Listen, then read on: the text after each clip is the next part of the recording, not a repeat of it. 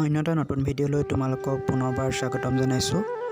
আজি তোমালোকৰ বাবে লৈ আহিছোঁ মই স্নাতক পৰ্যায়ৰ অসমীয়া উচ্চমানৰ পাঠ্যক্ৰম অসমীয়া নাটক গোট নং ৩ পদ্মনাথ গোহাঁই বৰুৱাৰ গাঁওবুঢ়া।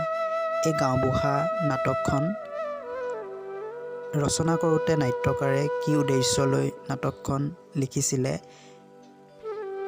তাৰ আলমত উদ্দেশ্যধৰ্মী নাটক হিচাপে গাঁওবুঢ়া আলোচনা কৰা হ'ব। তোমালোকে ভিডিঅ'টো স্কিপ নকৰাকৈ প্ৰথমৰ পৰা শেষলৈকে চাই যাবা। ধন্যবাদ।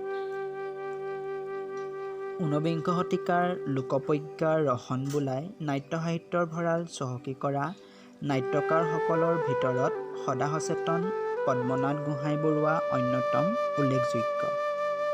গভীৰ অন্তৰ্দৃষ্টি আৰু কলাত্মক চেতনাৰ অসমীয়া নাট্য সাহিত্যৰ বিচ্যুতি প্ৰদান কৰা লক্ষ্মীনাথ বেজবৰুৱাৰ সমানে গোহাঁই বৰুৱা স্মৰণীয় ব্যক্তি।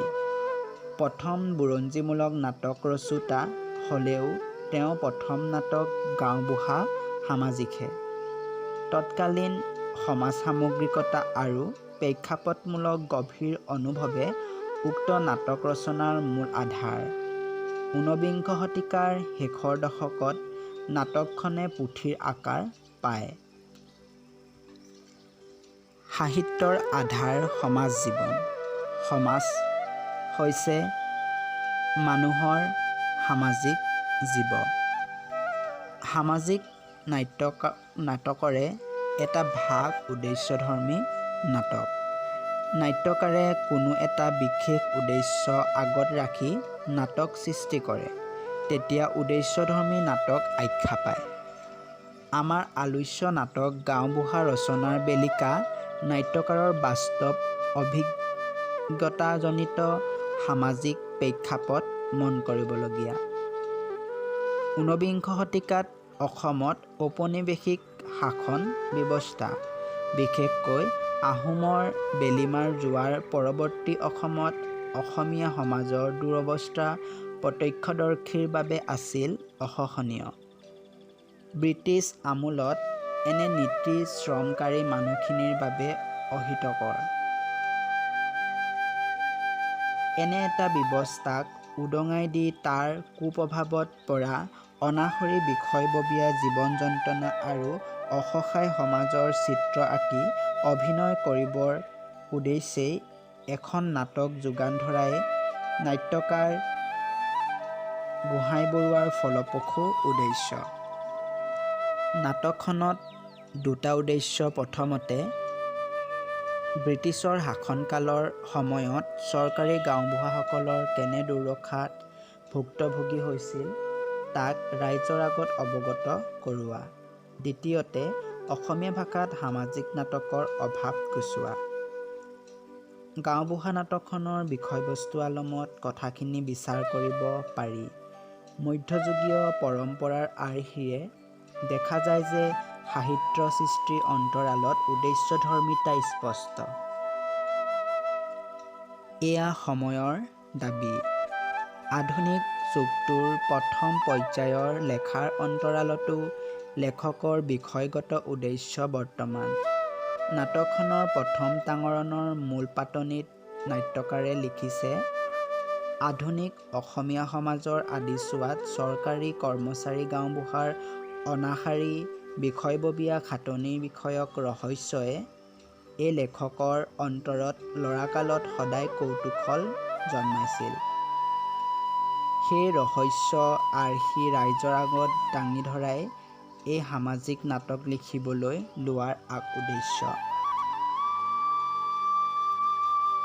এনে উল্লেখনৰ পৰা জানিব পাৰি যে ঔপনিৱেশিক ব্যৱস্থাত চলা নানান কুপ্ৰথাৰ ভিতৰত গাঁওবুঢ়া বিষয়া প্ৰথাটো আছিল জটিল। সমাজবিজ্ঞানীসকলৰ মতে প্ৰাক শ্ৰেণীৰ মুক্তি দি তেওঁলোকৰ ওপৰত পল টেক্স লগাইছিল। পিছলৈ পল টেক্সৰ বিপৰীতে খাজানা লগোৱা হৈছিল। ফলত ৰাইজসকলৰ অৱস্থা দিনক দিনে বৃদ্ধি পাইছিল। দুৰ্গতি নোহোৱা নিৰীহ ৰাইজসকলৰ পৰা খাজানা আদায় ল'বৰ বাবে মৌজাদাৰক সহায় কৰিবলৈ গাঁওবুঢ়া বিষয়বাব সৃষ্টি কৰিছিল। চৰকাৰৰ ঘৰৰ পৰা খাজানাৰ শেষ সময় সিমানেই ওচৰ চাপিছিল, সিমানেই ৰাইজসকল চিন্তিত হৈছিল। আনকি গাঁওবুঢ়াও খাজানা ৰেহাই নাপাইছিল। তথাপিও এই বিষয়বাবটোৰ আকৰ্ষণৰ বাবে অত্যন্ত কুলি ধৰাৰ পৰা ৰক্ষা পাব আৰু ৰাজহুৱা বিচাৰ সমাজত মাননি তামোল পাণৰ ভাগ সৰহকৈ পাব। ঔপনিৱেশিকবাদ শোষণ এক চিৰন্তন প্ৰক্ৰিয়া। এই প্ৰক্ৰিয়াক সাৰ পানী দিছিল তেতিয়াৰ তথাকথিত কেৰাণী, মোহৰী, মৌজাদাৰ আদিয়ে। এনে ব্যৱস্থাত ডাঙৰ দীঘল হোৱা পদ্মনাথ গোহাঞিবৰুৱা সামাজিক বৈষম্য আৰু দুৰাচাৰৰ ওপৰত চকু দিছিল। বেজবৰুৱাৰ দৰে চোকা নহ'লেও চৰকাৰী নীতিক কুপ্ৰভাৱৰ ঠাই দি অৱসানৰ বাবে মনে প্ৰাণে বিচাৰিছিল। চাহাপক্ষক সন্তোষ দিবৰ বাবে আমোলা শ্ৰেণীৰ দ্বাৰা ক্ৰমবদ্ধ নিৰ্যাতন মন কৰিবলগীয়া। কোনো সৎ লোকে এই বাপ লৈ সুখত থাকিব পৰা নাছিল। চৰকাৰী কামত ৰাতি দিন ঘূৰি ফুৰি সংসাৰ মন দিব পৰা নাছিল। অথচ চৰকাৰৰ পৰা কোনো দৰমহাও পোৱা নাছিল।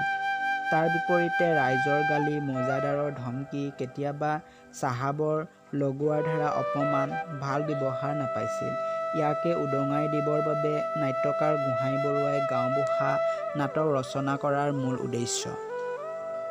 নাট্যকাৰ পদ্মনাথ গোহাঞিবৰুৱাই গাঁওবুঢ়া নাটকৰ দৰে এখন সামাজিক নাটক লিখি অসমীয়া ভাষাত সামাজিক নাটকৰ অভাৱ গুচোৱা প্ৰচেষ্টা সি সঁচাকৈয়ে প্ৰশংসনীয়।